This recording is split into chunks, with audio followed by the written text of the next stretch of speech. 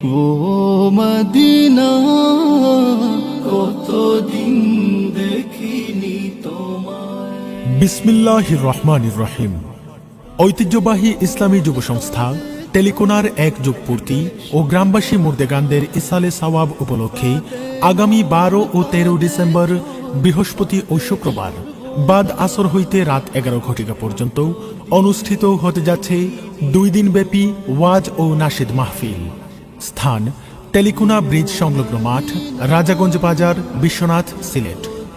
উক্ত ওয়াজ ও নাশিদ মাহফিলের দ্বিতীয় দিনে প্রধান অতিথি হিসাবে গুরুত্বপূর্ণ নসিহত পেশ করবেন হযরত আল্লামা মুফতি গিয়াসউদ্দিন চৌধুরী ফুলতলী, চেয়ারম্যান দারুল ফিকর ওয়াল ইফতা আল ইসলামী।